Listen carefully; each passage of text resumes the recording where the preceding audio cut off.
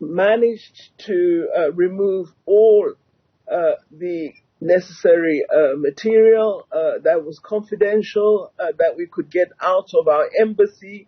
So on that part, we followed all the security measures through our officials in Khartoum. But everyone who came left behind essentially most of, their property and goods. And so we are hoping one day, we hope those will not be destroyed. I see that there are some attacks and there is some looting. There are attacks on some embassies. I hope the South African embassy will remain untouched. We have a security company that is guarding our premises and the residences that our officials normally occupy. But most people, you could only come, with very little. And so yesterday, if you'd been at the airport, you'd have seen people have very small suitcases. Very few had a medium-sized suitcase. Others were carrying backpacks. So it's clear that most of what people own had to be left behind. Yeah. All right. And the fate of our mission in Sudan, I'm talking about the embassy there, is that going to remain open? And I'm asking this also keeping in mind that there may be other South Africans who perhaps are still stuck. I don't know. Because there has been some criticism, Minister, that as successful as this mission was to evacuate them, but they blame the government for being too slow to respond to the humanitarian crisis. Well, I'd be surprised at that because I think we followed all the necessary measures. We had to make sure, Xoli, that we choose a secure and safe route. And so, of course, none of us are perfect because we're all dealing with an unusual situation. For example, those who own transport were reluctant to hire their buses. We had to make sure that we had a reputable transport company and that people would not be stranded. Some people had come to the embassy and had left their documents behind wherever they lived in other towns. We couldn't return there to collect those. Hence, we had emergency travel certificates approved by the Department of Home Affairs. We had to verify that these are indeed nationals. It's not someone claiming to be a national and then would come here and become an illegal migrant. So all of that had to be processed properly. We do have a local embassy staff that are available at the embassy, but we have evacuated our people. All right. Let's broaden the conversation then and talk about the African Union, which has called for a permanent ceasefire in Sudan.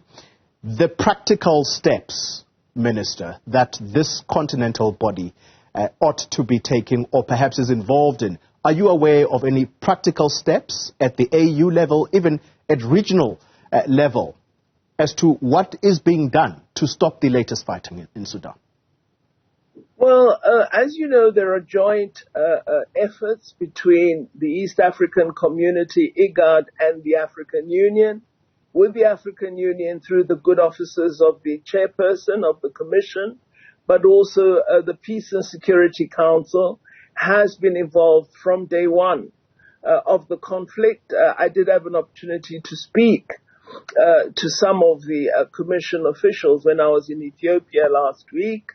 They're making, every effort, but as per the practice of the African Union, we are solidly supporting IGAD in its efforts. I have seen the most recent updates to embassies in South Sudan by the foreign minister of South Sudan, where he indicated what that tripartite committee is doing. That is Djibouti's president, Kenya's president, and president of South Sudan. They are leading the IGAD effort and are engaged on a regular basis with both generals, and we are hoping that just a more long-term ceasefire to allow real deliberations to ensue will be agreed upon in the shortest time possible. Yeah. It's a very difficult situation, as colleagues have told us. The army is convinced that it has to really ensure that this rebel group, as they term it, this reaction force, will not be able to carry out a similar action against the Sudanese army. So it is a worry, but there are efforts underway. I really wish that we could finally persuade Africans that silencing the guns is the best option for our continent. So I really view what is happening with dismay, and I've indicated to our representative, our permanent representative at the AU, that if there's any way in which South Africa can be of assistance, we are ready to provide assistance as South Africa. As the world watches this latest fighting in Sudan, some are probably saying, oh, well, it's another war in Africa. It's erupted. How do we shed the image of a continent constantly at war? It's through our leaders, really, deciding that they will stop such practices. It's through us, as the people, making sure leaders understand that we do not want war. It doesn't benefit anyone. So I think that we need to do and say much more around ending conflicts. I do feel that, there were all these public protests in Sudan for some months. Many of us didn't intervene when we should have done. So I think an early reaction is something that we need to give more attention to.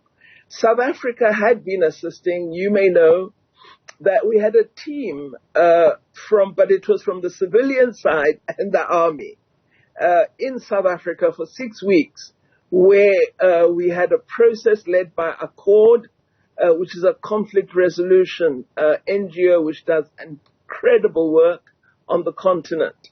And for 6 weeks, we've been taking them through constitution making, negotiations, conflict resolution, and the South African experience, essentially. So when they went back, we were really hopeful that, a foundation had been laid.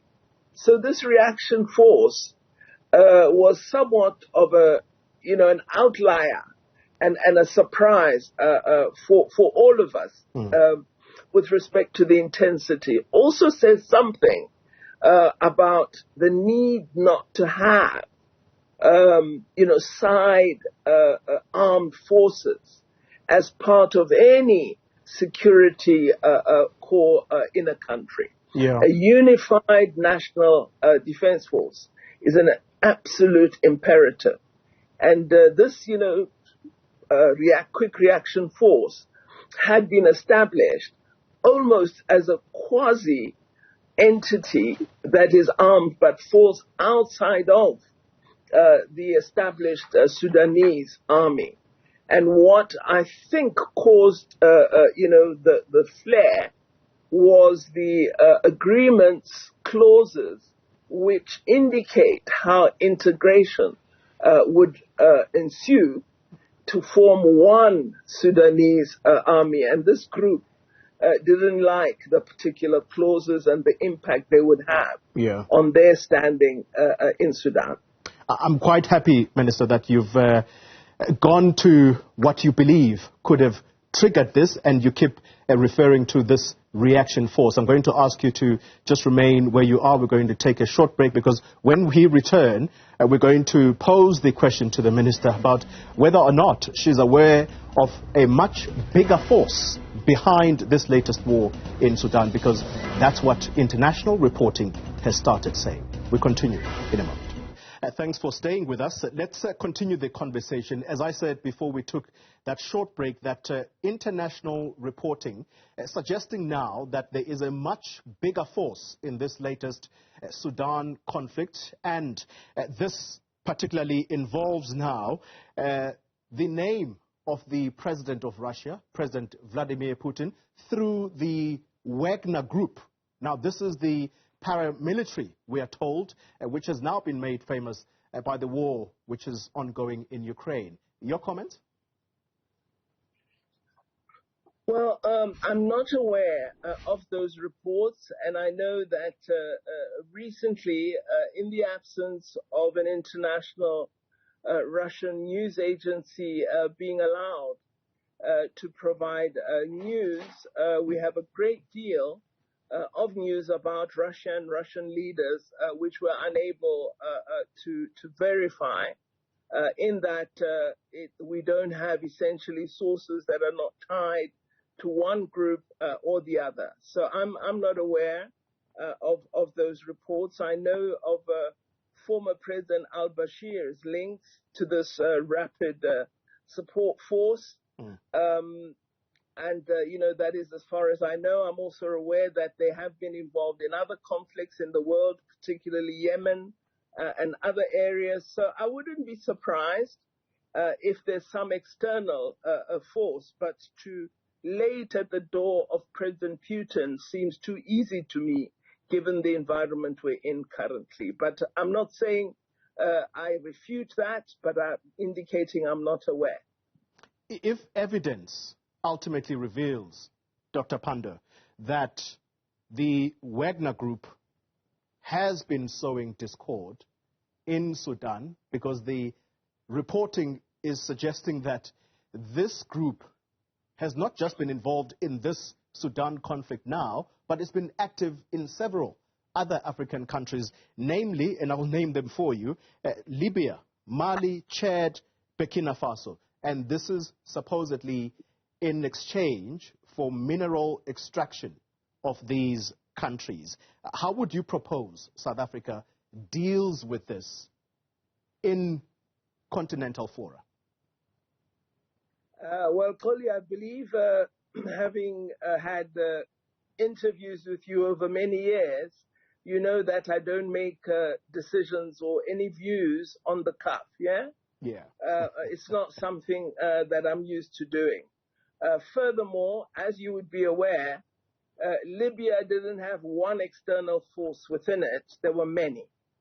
Nor is it one external force in the Sahel. And so until we name everyone, I'm always wary of speaking about one party.